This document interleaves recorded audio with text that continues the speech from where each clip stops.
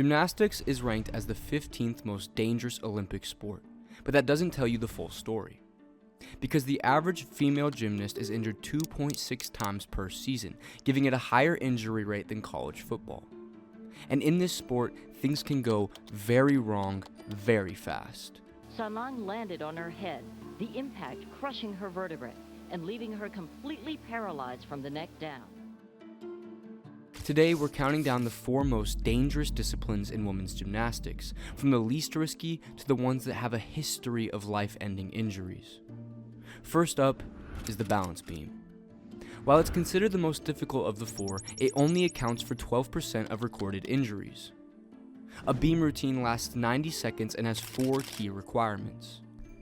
2 dance elements, one of which is a 180-degree split leap, a 360-degree turn on one foot, an acrobatic series with at least 2 flight elements, one of them a somersault, and finally an acrobatic skill going in both directions. Oh, and the judges? Yeah, they're brutal. The slightest wobble, pause, or split kick that doesn't fully extend can tank your score. I was favored in the Olympics 1988 to win balance beam. All I did is a little check mark. It cost me my gold and put me straight to 4th place. When the balance beam first appeared in the 1930s, routines were just dance choreography performed on a polished 3-inch wide wooden plank. But that changed in 1964 when Erika Zuckold landed this, the first back handspring. Then, a few years later, Soviet gymnast Olga Korbut made Olympic history with the first backflip on beam. After this, skills grew riskier and the beam began to evolve. By the mid-1970s, the beam had been widened to 4 inches, which is still less than the width of an iPhone, by the way. It was also padded with foam, and a suede cover was added for better grip. For improved stability, it was now built on a shock-absorbing 4-legged base. And while these upgrades have prevented any catastrophic accidents from occurring, that doesn't mean that this apparatus doesn't take its toll. It causes more sprains and contusions than any other event. The beam might not have a track record of life-changing injuries, but the same can't be said for our next discipline, the uneven bars. Today, 21.4% of injuries happen here. Like the beam, every routine has to hit 4 requirements: a flight element while switching bars, at least 2 different grips, a flight element on the same bar, and a 360-degree non-flight skill. Then, if you're still holding on, a solid dismount to finish. But the bars weren't always this swingy. Back in the 1950s, they were just a modified version of the men's parallel bars. Routines were more like ballet, kips, circles, and simple holds.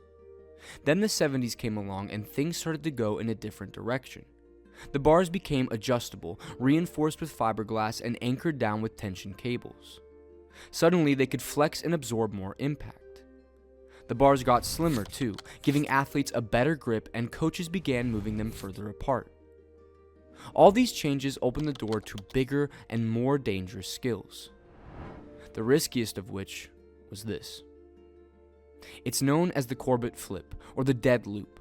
Standing on the high bar, Olga Korbut launched herself into a backflip, sending the uneven bars into a new era.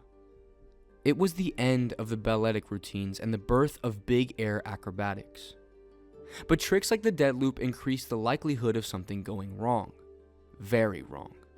One slip and you're landing on your head or neck. So in 1993, the International Gymnastics Federation tried to shut that door. They removed skills that required the gymnast to use their feet on the bar from the code of points. But the rules weren't the only thing that were changing. In competition, the federation introduced thicker landing mats and permitted coaches to spot their athletes during release moves and dismounts. While in training, foam pits and safety harnesses became standard. Yet despite all the new measures, the aerodynamic era of uneven bars would still have life-changing consequences. In 2008, 14-year-old Taylor Noel severed her spine on a hard dismount, leaving her a quadriplegic. Then, a few years later, 15-year-old Jacoby Miles became disoriented on a routine she'd done hundreds of times, landing hard on her neck and also being left paralyzed for life. She got lost during the second rotation of her double back and opened up early and then landed on her neck. Her spinal cord wasn't severed, but Jacoby is paralyzed from the chest down. Jacoby's accident was a result of the twisties, a mental block where a gymnast loses spatial awareness mid-air. But besides the occasional accident, in the entire history of uneven bars, no one had ever died. At least, that was until 2019. A very sad story to tell you about now. A fall in practice has led to the tragic death of a star gymnast at Southern Connecticut State University. Melanie Coleman slipped off the bar during practice and violently slammed her head into the wall of the foam pit, breaking her neck. She died 2 days later, becoming the first gymnast to lose her life on this apparatus. Then, just 2 years later, it happened again. One of Cameroon's top gymnasts was thrown off the bars 3 days before the African Championships. She broke her neck and ruptured her lower spine before succumbing to her injuries 5 days later. Thankfully, deaths like Melanie's and Severin's are rare, yet spinal injuries, concussions, and shoulder tears are all common occurrences on the uneven bars. In fact, this discipline causes more concussions, dislocations, and fractures than any other. The uneven bars never really changed after those tragedies, but the next discipline, it was forced to evolve, one devastating injury at a time. Vault is considered the most dangerous event by many gymnasts, accounting for 27.3% of all accidents. It begins with an 82-foot sprint, a launch off the springboard, and then an explosion of power off the vaulting table. Gymnasts are scored depending on the difficulty of their routine and its execution. But when the event first made its debut at the 1896 Olympics, things were very different. It was just a pommel horse without the handles, aligned vertically and without a springboard. Competitors had 2 minutes to vault as many times as they wanted. Then, by the start of the 20th century, an elasticated board was introduced, followed by the first real springboard at the 1952 Olympics. As the springboard design was refined and improved over the decades, it eventually led to the vault being raised 4 inches, allowing athletes to go higher and attempt more daring skills. The riskiest of them all was this: the Protonova. Named after the Russian gymnast who became the first female to land it in 1999. But it's also known as the Vault of Death. It's so dangerous, so intimidating that it went unrepeated for 12 years. To this day, only 5 women have ever pulled it off. The risk involved with the skill is enormous. Under-rotate and you're landing on your back, over-rotate and it's your neck. Even Simone Biles, arguably the greatest gymnast ever, won't go near it. And who can blame her?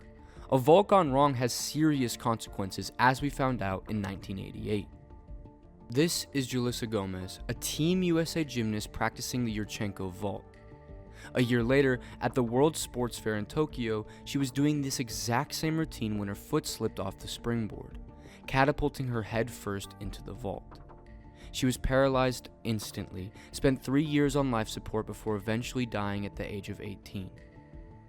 Yet despite the tragedy, the apparatus didn't change. Instead of redesigning the vault, officials added a U-collar around the springboard, intended to stop foot slips. This became mandatory for round-offs like the Yurchenko, but the disasters didn't stop. 1 year after Julissa's accident, Adriana Duffy from Puerto Rico landed on her neck and was left paralyzed, losing the use of her legs. Then again, in 1998, Chinese gymnast Song Lan suffered an almost identical fate, landing on her head and becoming paralyzed from the chest down.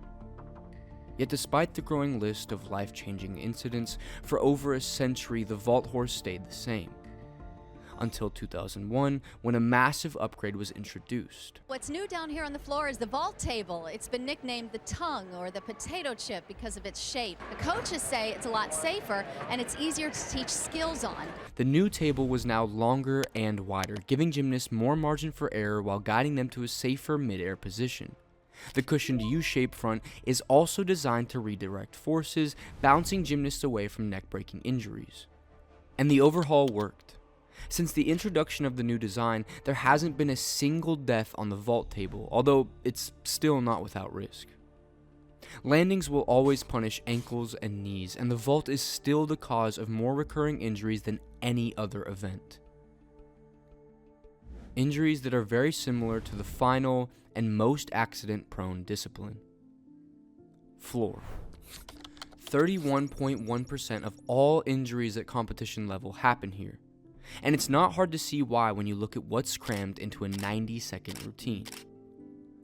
A dance passage with at least 2 different leaps, one of them hitting a full 180-degree split, a somersault with a double salto, and then a somersault with at least 1 full twist, a move that, if you're Simone Biles, looks more like this, the highest rated skill in the entire field of women's gymnastics. Then finally, to show versatility, gymnasts do both a backward and a forward or sideways salto. It's a lot. Back in the 60s, it was a simpler time. There wasn't as much flipping, and like many other disciplines, dance ruled the routine. Then by the 80s, wooden floors had made way for fiberglass boards with hidden springs, giving gymnasts more bounce, more airtime, and more complex skills. But the springs made tumbling faster and landings harder, all while pushing the consequences higher. Like in 2019 when Auburn University's Samantha Serio under-rotated on her first tumbling pass. She dislocated both knees and broke both her legs in a single horrific landing. Or in 2009 when Jessica Gill-Ortiz lost control mid-air and slammed down on her head, somehow walking away uninjured. But the most tragic story of floor routines gone wrong involves this girl, Elena Mukina. In 1978, she was the world champion, a favorite to win the 1980 Moscow Olympics. Just weeks before the game, her coaches were pushing her to train a notoriously dangerous skill, the Thomas Salto, a blind 1.5 back somersault with an unnerving rollout landing. To make matters worse, she was still recovering from an injury, a broken leg that hadn't fully healed. As she attempted to land the trick in a practice session, she under-rotated and landed on her chin. Her spine snapped, and Mukina was left paralyzed for life, eventually passing away at the age of 46 due to complications from the injury. I wasn't physically or emotionally ready. My injury could have been expected. It was an accident that could have been anticipated. It was inevitable. After Mukina's accident and a string of other close calls, the Thomas Salto was removed from the code of points for women, and by 2017, rollouts were banned for men too. It also began a slow change in coaching culture, a new focus on listening to gymnasts, spotting the signs of pain, and making smarter calls about risk.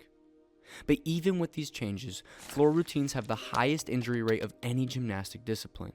It causes 91% of Achilles tendon ruptures and closely rivals the number of severe and recurring injuries caused by the vault.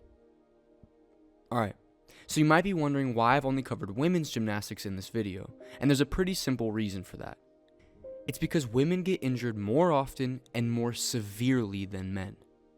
One study found that 65.8% of all head and neck trauma in gymnastics happen to women. Think about it. Men's gymnastics, rings, parallel bars, pommel horse, are all about upper body strength. They are slower, more controlled, and often performed from a stationary start.